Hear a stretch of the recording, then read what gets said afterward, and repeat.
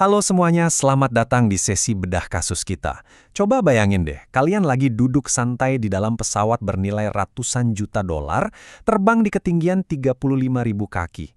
Pesawat jet modern ini tuh bener-bener keajaiban teknologi, tingkat presisi dan keamanannya luar biasa banget. Tapi, tahukah kalian, di balik sayap dan mesin raksasanya, ada satu ancaman tak kasat mata. Ini bukan soal badai atau mesin yang tiba-tiba mati, tapi sebuah bom waktu digital yang terus berdetak di dalam inti sistem komputernya. Serem kan?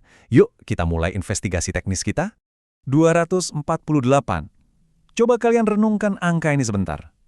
Buat sebuah pesawat komersial super canggih yang dirancang untuk terbang bertahun-tahun, angka ini bukan jarak tempuh, bukan juga kapasitas kursi penumpang. Angka ini, secara harfiah, adalah batas mutlak, sebuah titik kegagalan yang benar-benar fatal. Nah, pertanyaannya sekarang, kenapa mesin secanggih Boeing 787 Dreamliner ini punya tanggal kedaluarsa tersembunyi tepat setelah 248 hari beroperasi terus-menerus? Masuk akal nggak sih? Pesawat yang dirancang sama insinyur-insinyur terbaik dunia tiba-tiba bisa kehilangan fungsi krusialnya cuma karena dibiarkan menyala selama itu.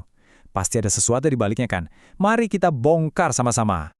Oke, kita masuk ke bagian pertama dari bedah kasus ini, misteri pesawat 248 hari. Buat paham apa yang sebenarnya terjadi, kita harus lihat lebih dalam dari sekedar fisik pesawatnya. Kita harus masuk ke otak yang mengendalikan semuanya. Boeing 787 Dreamliner ini bukan cuma kendaraan bersayap, teman-teman. Ini tuh ibarat jaringan komputer raksasa yang bisa terbang.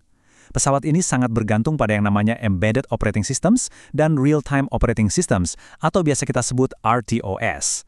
Nah, sistem-sistem perangkat lunak ini berjalan non-stop di tingkat kernel untuk mastiin pesawat tetap aman mengudara.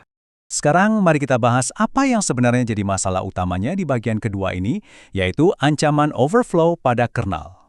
Jadi gini, kecanggihan software ini justru bawa kita ke sebuah kelemahan yang ukurannya mikroskopis tapi mematikan. Inilah bom waktu digital yang saya sebut di awal tadi. Sistem operasi pesawat itu punya semacam penghitung waktu internal di dalam kernelnya, ya semacam stopwatch system lah. Stopwatch ini terus ngitung waktu sejak pesawat pertama kali dihidupkan. Masalahnya, sistem ini pakai format data yang punya batas kapasitas matematika. Begitu nyala terus-menerus selama kurang lebih 248 hari, stopwatch ini kena yang namanya integer overflow.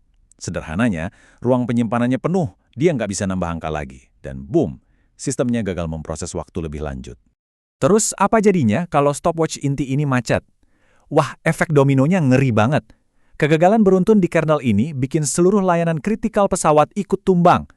Ini bukan cuma masalah lampu kabin yang tiba-tiba mati ya. Kita ngomongin hilangnya fungsi pemantauan, kacaunya sistem navigasi yang jadi penunjuk arah pesawat, dan risiko yang paling parah. Seluruh sistem kontrol kelistrikan pesawat bisa mati total secara bersamaan. Bayangin aja. Kalau kalian lihat di dokumentasi studi kasus akademisnya, kelihatan jelas banget seberapa kritis masalah ini. Di situ tercatat kalau kegagalan sistem setelah 248 hari operasi ini benar-benar dikategorikan sebagai potensi bencana besar. Ini bukti nyata kalau ancaman software itu bukan hal sepele dan butuh penanganan tingkat tinggi secepatnya. Lanjut ke bagian ketiga. Sebenarnya, mengapa sih OS atau sistem operasi ini sangat kritis perannya? Nah, mari kita tarik sedikit ke teori ilmu komputernya. Kenapa OS ini jadi penentu hidup dan mati? Coba perhatikan pemetaan komponen dasarnya. Di sini teori ketemu sama realita ekstrim penerbangan. Kernel itu yang ngatur timer yang bermasalah tadi.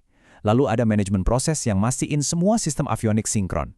Driver itu buat komunikasi sama perangkat fisiknya, dan penjadwalan real timer mastiin tugas-tugas darurat selalu diprioritaskan. Jadi bayangin deh, kalau satu aja dari fondasi ini runtuh, ya keselamatan seluruh pesawat yang jadi taruhannya. Literatur akademis tentang konsep sistem operasi juga sangat nekanin satu prinsip mutlak, yaitu keandalan kernel. Di dunia penerbangan komersial, kernel itu wajib super stabil, harus tahan banting terhadap error, dan yang paling penting, harus bisa jalan terus buat operasi jangka panjang. Nggak ada ceritanya sistem pesawat boleh ngehang kayak laptop kita di rumah. Poin krusialnya di sini adalah ngebedain komputer biasa sama sistem di pesawat. Kalau OS di komputer kita ngehang, dampaknya paling banter kita kesal terus tinggal pencet restart kan? Tapi kalau RTOS di pesawat, toleransi keterlambatannya tuh 0%. Delay sepersekian detik aja, atau ada proses yang mandek pas lagi baca sensor navigasi atau kontrol mesin, akibatnya bisa sangat-sangat fatal. Lalu, gimana cara memperbaikinya? Kita bahas di bagian keempat, solusi penyelamatan dari Boeing. Dengan ancaman segede ini, gimana cara para ahli ngejinakin bom waktu ini? Jadi gini langkah-langkah penyelamatannya. Awalnya, Boeing ngeluarin solusi darurat ala plester luka.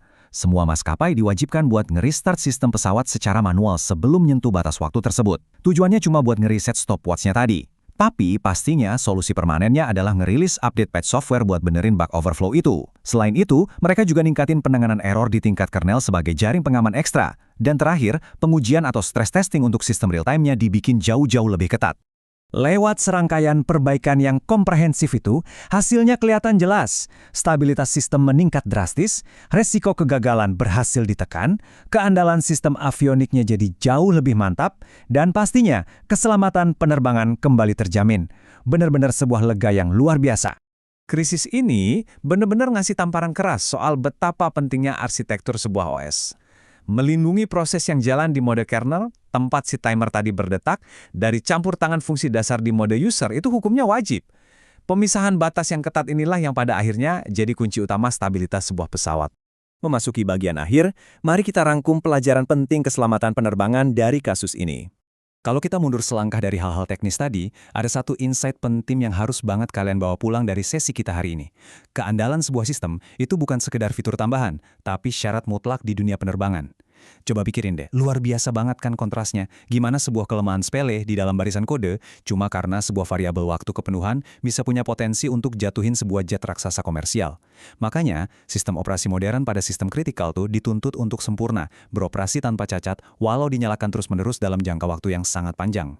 Sebagai penutup, kasus ini ninggalin satu pertanyaan besar buat kita renungkan.